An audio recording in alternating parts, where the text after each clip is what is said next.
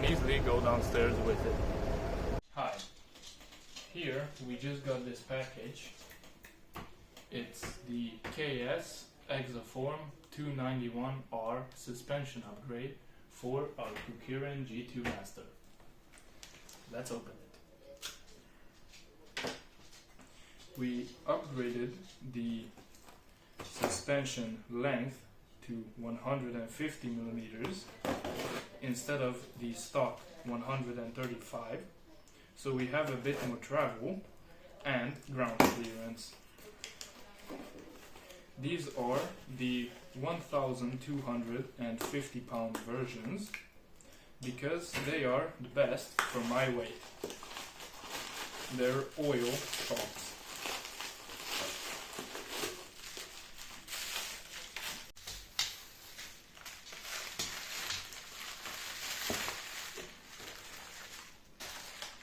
Here are these suspensions. You can adjust the spring and the rebound. They are 150 millimeters eye to eye and have an inner axle diameter of 8 millimeters. With it, they also gave the instruction manual on how you can adjust the rebound and some other instructions. And they also gave with them new axles, but we don't know if they'll be too short or not.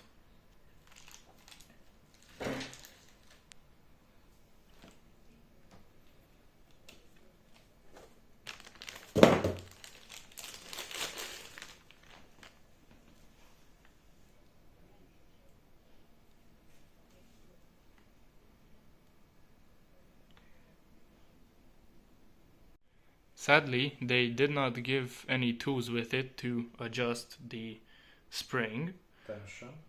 And we have this Holotech bicycle key, which kind of works for it. And we're going to loosen it all the way and then tighten from there to our weight. By the way, it's Santa Claus time, so Santa brought these. If you loosen it all the way so the spring can move freely, you can take out the top part, and with the tiny Allen key hole in the rebound adjuster, you can take that off too, so you can change the springs, which is also a nice feature. For the stock one, only the spring tension is adjustable. And to change them out, we're going to take out the screws that are holding it, which we changed from the stock ones because they were really bad quality and were literally falling out. We also have a video on that. But all you have to do is take out the screws, take out the axle, the suspension, put in the new, and install it. And grease it the bolts because there ain't no any grease on that. Stock, there is no grease on it at all, and it doesn't have ball bearings. To take the axle out, you take one of the screws off and then hit it out.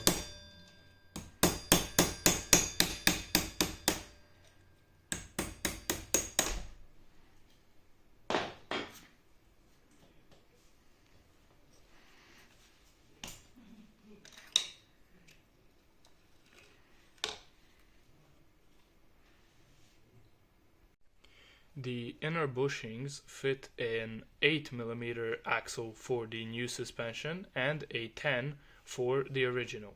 So we're going to remove it and see if the bushings from the stock suspension fit in the new one.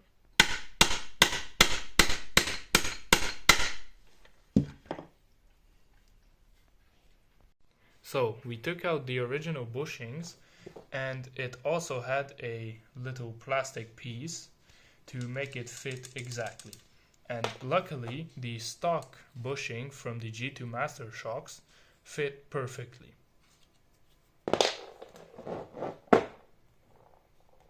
The other side, we just pulled on it and it came out really easily.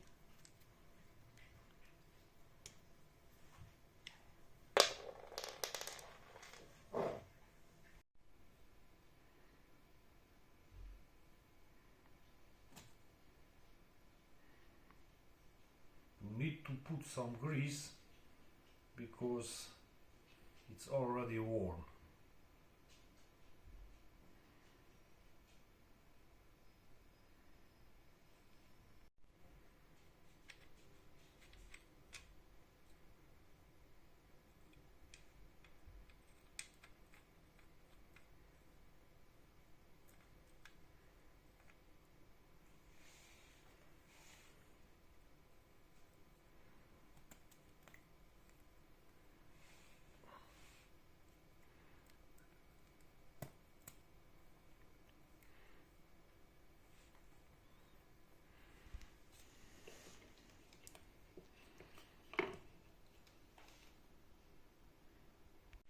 You need to also grease the axle before putting it in, so it doesn't wear out.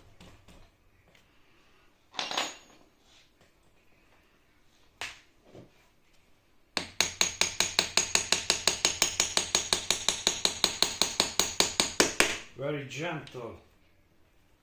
Don't Hammer it in too hard.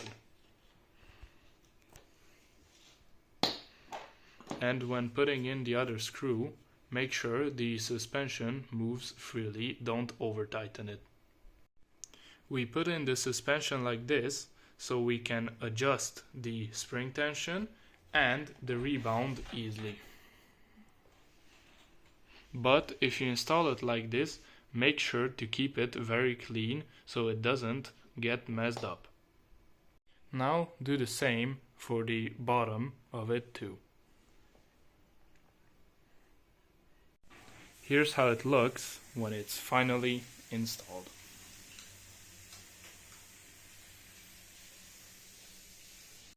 So we changed out the rear one. The front is still the stock. As you can see, it's visibly much higher. We did a quick test run and so far we haven't experienced any negatives. Now I'm going to stand on it with my around 65 kilograms, with the spring set to the softest and the rebound set to 5 out of 8.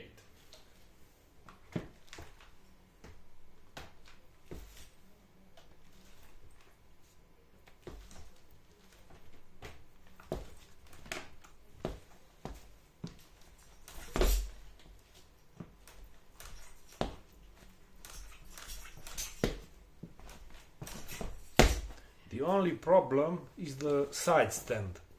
Now it's a little short.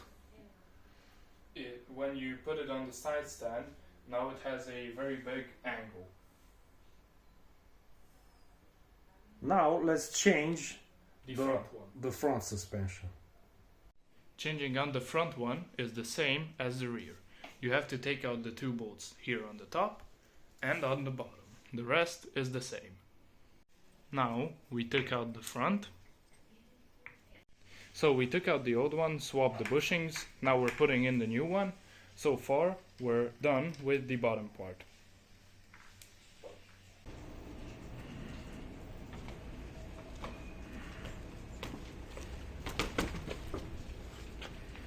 Now you can easily go downstairs with it.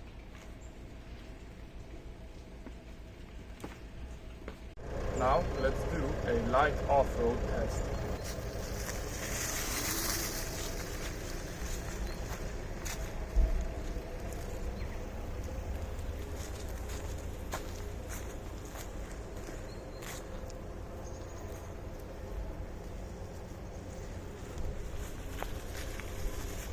It handles terrain much better than with the stock suspension.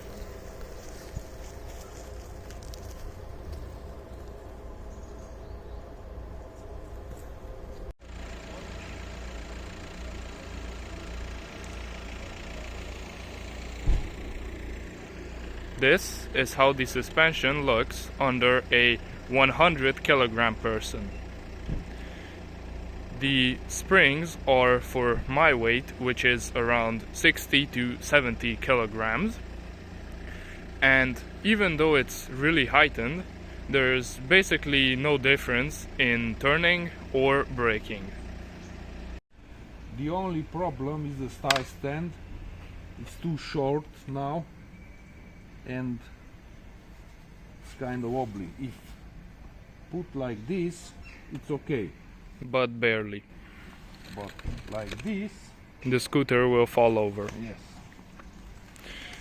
Now, with the new suspensions, you can go over speed bumps and not have speed wobbles. Before, when you were going 35 plus kilometers per hour, it used to do speed wobbles on every bump you hit. Now, it's very stable.